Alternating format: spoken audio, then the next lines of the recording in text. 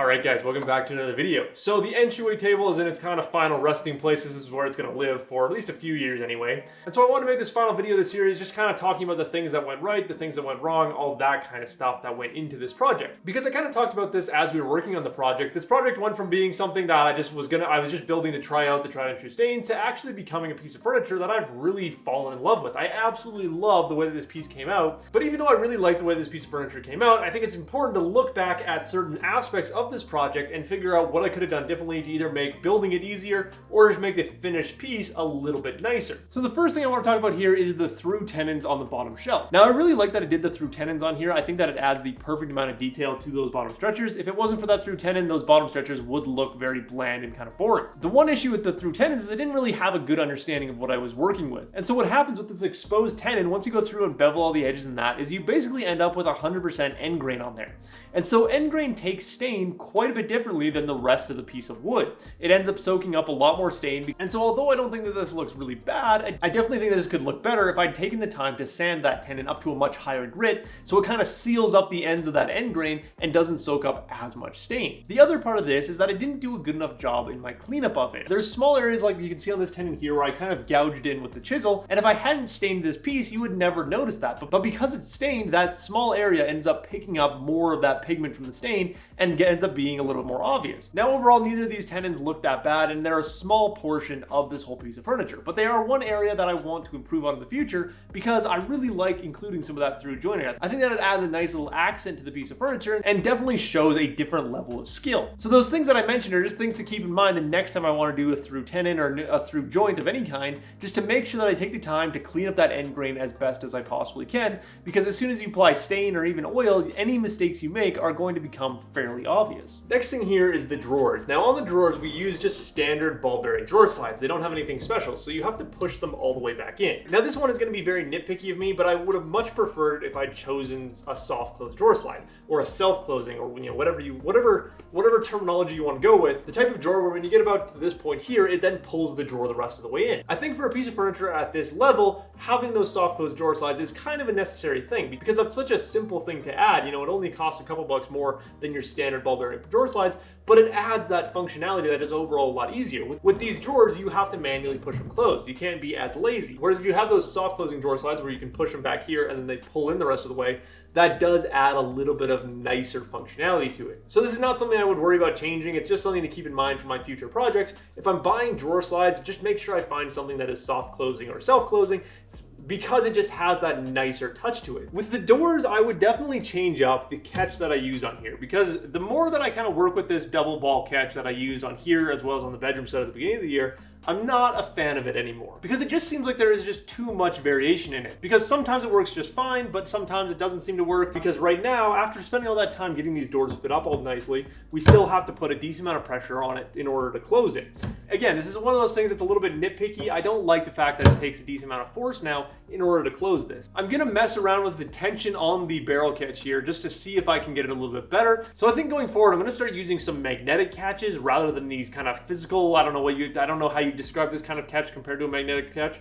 But here you have to overcome that kind of physical tension, and that physical tension can change over time. Whereas with a magnetic catch, you're not actually trying to overcome, that physical force of tension between two pieces. You just have to go against that magnetic force. So you can have a much lighter opening pressure and much less closing pressure. Because with a magnetic catch, it should become slightly self-closing. I've done this on a few doors in the past where I've just used some neodymium magnets, and basically when you get the door to that angle right there, it then pulls the door closed the rest of the way. So again, that is just a nicer touch that I could have done on this piece of furniture. Then the last thing here that's worth mentioning is my technique with the staining. Now I talked about this in that video, and I'll talk about it again in a little bit here, but I absolutely love the tried and true stains. It's going to be, from now on, it's going to be my go-to for staining anything I do, and I'm going to be staining a lot more things because it's just super easy to take a less expensive wood like ash and make it look really nice. I love the color of this furniture. It looks amazing, but I definitely need to work on my technique a little bit more. This is only the second piece of furniture that I think I've ever used stain on. I haven't used stain on enough actual pieces of furniture to really know all the technicalities behind it. And so there are some small areas where a little bit of glue squeeze out snuck past me, the worst of which is this spot right here.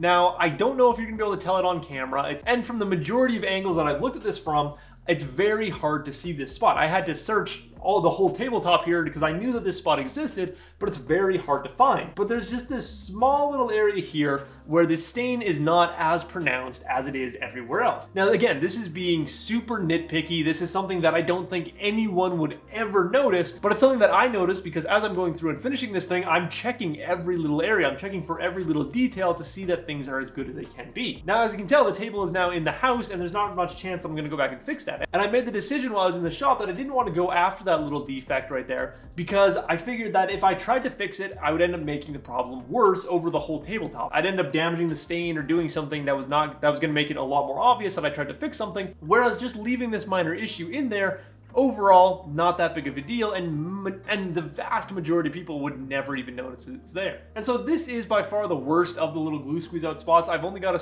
a couple of small ones hidden in other places. Overall, the staining went just fine. The other part of working with stain on this project in specific is because we have all this tongue and groove and all these little gaps in between all of our pieces, at the very bottom of the gap, in some of these places where I wasn't able to get enough stain jammed down into the hole there you can see some of that natural ash color poking through. And I don't love it, but it's also, again, not that big of a deal. It's the one way that I could go back and fix this, and if it does annoy me enough, I will go back and do this, is just getting a very fine paintbrush and just going back in there with some stain to clean up those areas. So the way that I would approach staining differently, and this goes whether you're using, a Minwax stain, the tried and true stains, whatever you're using, is I would pre-stain all of my pieces. So before I do any glue ups, I would stain the pieces, I would leave them to fully cure up, for 48 hours, because that is a benefit of using like the tried and true stains, is they're an all natural stain. So that linseed oil is going to harden up fully, and once that finish has cured, it's not really going to affect your glue at all. Whereas if you get like a Minwax stain on your glue surfaces, that may affect how your glue actually bonds. But with the tried and true stain, you can stain all your pieces, let them cure up, then do your glue up, then go back in and fix any areas that you damaged or you need to clean up a little bit more.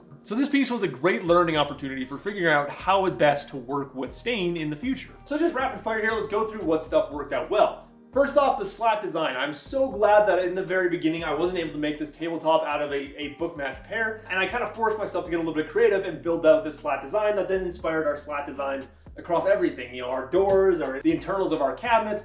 That slat design, I think, just looks awesome. So that was one major pro to this. The second pro to this is bringing in the walnut. Originally, I was just planning to do everything out of ash, so we would have just had the exact same color all the way around. So bringing in these walnut details on the whole front here, as well as on our sides, again, that was just an awesome idea, and probably something that was destined to happen anyway. It's not really like me to build a piece of furniture that doesn't have any walnut in it. I don't think I've actually built any furniture that doesn't have some walnut details in it. Third one here is the drawer bottoms. Now, I talked about how I just used hardboard and then leather in the drawers here. I really like that combination. I think that it is a very classy touch, and the fact that this drawer has a nice soft feeling to the bottom of it looks really cool. And the interesting thing here is this is actually not any more expensive than going with a full hardwood or even a nice plywood drawer bottom. So I'm working with a nice cheap hardboard material, which is very easy to replace, all that kind of good stuff, and then throwing in this piece of leather that is going to be very durable and over time is going to age to look really, really nice. So that is a detail that I absolutely love. The final part of this is the fact that I chose to stain this piece of furniture. Now, right from the beginning, the whole reason that this project started, it existed, anything like that, was so that I could try staining a piece of furniture. And I am so glad that I did that because this is such a powerful thing for me to be able to do with my woodworking. Being able to take a wood like ash, which is not a bad wood, but personally speaking, I don't find the natural wood all that appealing, and being able to stain it this nice dark golden color is absolutely beautiful. And I'm looking forward to being able to use this more in the future because overall the finished quality of this stain, everything about it is just amazing. And then actually the very last thing I want to mention is top coating the stain with the tried and true varnish oil. Also one of my favorite things about this piece. Because if you don't know the difference between the varnish and the original oil, is with the varnish oil you get much more of a satin sheen. So after doing the staining, the wood had a very nice matte texture to it. But after applying one coat of that varnish oil and then after letting it cure up, going through and buffing it really heavily, that added just a nice light satin sheen over the whole piece of furniture, which then catches the light as you walk around it and makes it look really dang good. Again, everything on here is all natural finishes, which is just a beautiful touch in my opinion. Being able to work with natural stuff is just really nice and something that I will continue doing going forward here. So of course, no piece of furniture is complete without the sit test. If it can't hold the weight of a human being, what's the point of even building it? And as you can see, not even a creak, not a wobble, nothing. This is a totally solid piece of furniture and I absolutely love it. So if you guys have any questions about this piece, feel free to leave them in the comments down below. If there's stuff you guys think I should have done differently,